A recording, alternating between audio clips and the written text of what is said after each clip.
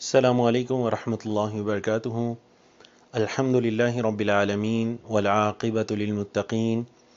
والصلاة والسلام علی اشرف الانبیاء والمرسلین نبینا محمد وعلی آلہ وصحبہ اجمعین، اما بعد۔ اکثر بھائی یہ سوال پوچھتے ہیں اور کچھ بھائی ایسے سوالات کرنے سے جھجک محسوس کرتے ہیں یا شرم محسوس کرتے ہیں کہ انسان کے جو زیر ناف بال ہیں ان کے کاٹنے کی کیا حدود ہیں، چاہے وہ حدود جگہ کے اعتبار سے ہوں یا پھر وہ حدود دنوں کے اعتبار سے ہوں۔ تو چونکہ کچھ بھائیوں نے دوبارہ سے کئی ایک انداز سے اس سوال کو پوچھا تو ہم نے یہ پسند کیا کہ ایک کلپ ریکارڈ کروا دیا جائے اس بارے میں، جس میں اس بارے میں وضاحت کر دی جائے۔ سب سے پہلی بات تو یہ کہ کتنے دنوں بعد آپ نے زیر ناف بال کاٹنے ہیں، یا پھر آپ کے ناخن ہیں، یا پھر آپ کے زیر بغل بال ہیں، یا پھر آپ کی مونچھیں ہیں۔ ان کے اندر اللہ کے نبی علیہ الصلوۃ والسلام نے یہ چاروں جو میں نے اعمال گنائے، حضرت انس بن مالک رضی اللہ تعالیٰ عنہ کی حدیث جو کہ صحیح مسلم میں ہے، اللہ کے نبی علیہ الصلوۃ والسلام نے ان چار چیزوں کے کاٹنے کی جو زمانے کے اعتبار سے یہ 40 دن مقرر کی، حضرت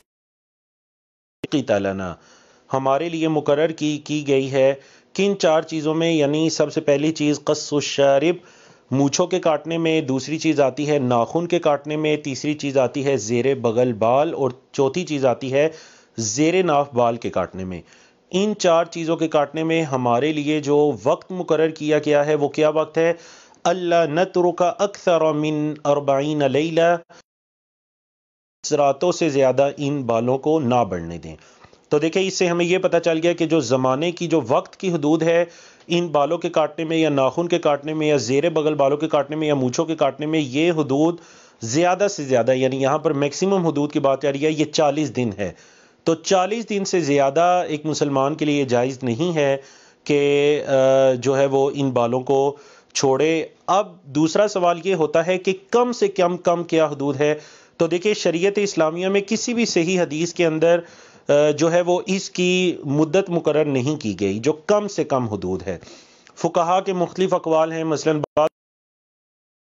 کم 1 ہفتے اس کی حد ہے، بعض فقہا نے کہا کہ 15 دن اس کی حد ہے، لیکن اگر آپ دلائل کا جائزہ لیں تو اس بارے میں ہمیں کوئی بھی دلیل نہیں ملتی۔ تو شریعت نے آپ کے لیے یہ دروازہ کھلا چھوڑا کہ ہر انسان اپنی ضرورت کے مطابق، یعنی جن علماء کرام کا یہ قول ہے، جن فقہا کا یہ قول ہے کہ کم سے کم جو مدت ہے بال کی ضرورت کے مطابق ہے، اور یقیناً آپ کے علم میں ہے کہ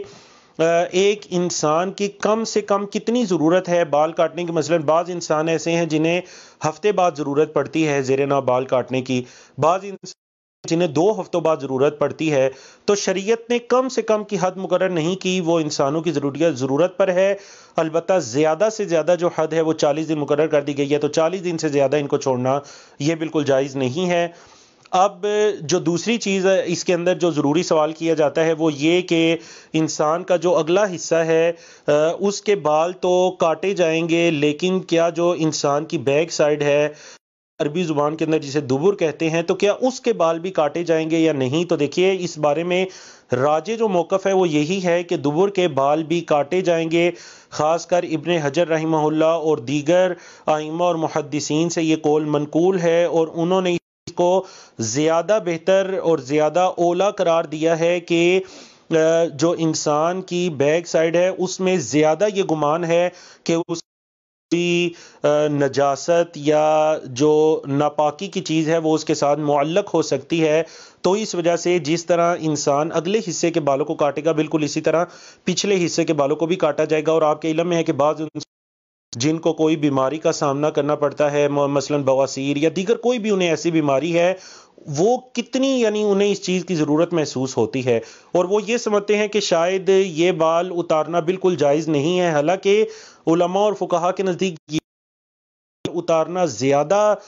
جو ہے وہ اتارنے کے قابل ہیں۔ کیونکہ ان کے ساتھ نجاست یا گندگی کے لگنے کا زیادہ گمان ہے، اس وجہ سے ان کو کاٹا جائے۔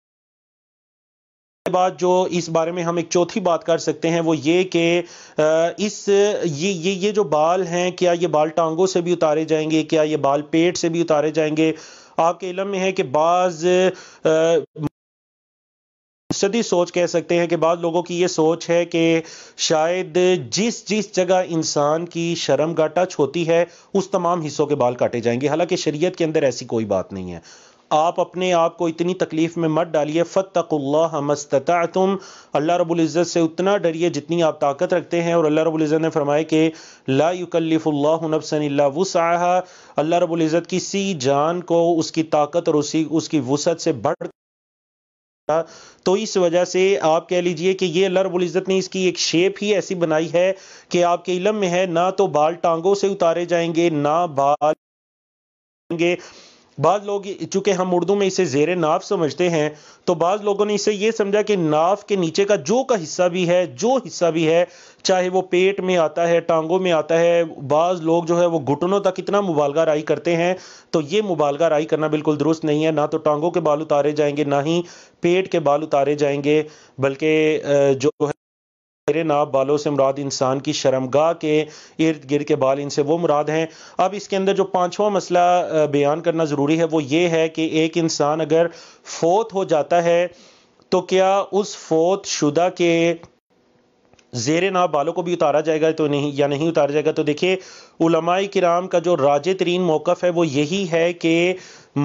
جو انسان فوت ہو چکا ہے، مردہ ہے، اس کے زیر ناف بالوں کو نہیں اتارا جائے گا، کیونکہ یہ کام اس کے اپنے کرنے کا تھا۔ ایک انسان نے اگر اپنی زندگی میں یہ کام 40 دن سے زیادہ نہیں کیا تو وہ اللہ رب العزت کے ہاں جواب دہ ہے۔ اب اگر مرنے کے بعد اس کے ساتھ یہ کام کیا جائے تو یہ بھی غالب گمان ہے کہ اس کا خون بھی جاری ہو سکتا ہے، اور وہ خون کفن تک بھی یعنی باقی رہ سکتا ہے، پھر کفن پہنانے کے بعد اس کو بھی خراب کر سکتا ہے۔ تو اس وجہ سے اسے ایسی تکلیف کے اندر نہ ڈالا جائے جس کا شریعت نے بالکل مکلف نہیں تھا، اس کا اپنا کام تھا کاٹنا، اور اگر اس نے نہیں کاٹا، اسلامیہ نے اس کے مرنے کے بعد ہمیں یہ مکلف نہیں کیا کہ ہم اس کے بال کاٹیں۔ تو یہ آپ کہہ لیجئے زیر ناف بال کاٹنے کے بارے میں چند بنیادی باتیں تھیں۔ اللہ رب العزت سے دعا ہے کہ صحیح معنوں کے اندر ہمیں قرآن و حدیث کو سمجھنے، اس پر عمل کرنے، دوسروں تک پہنچانے کی توفیق۔ اقول قولی ھذا استغفر اللہ لی ولکم ولسائر المسلمین۔ السلام علیکم ورحمۃ اللہ وبرکاتہ۔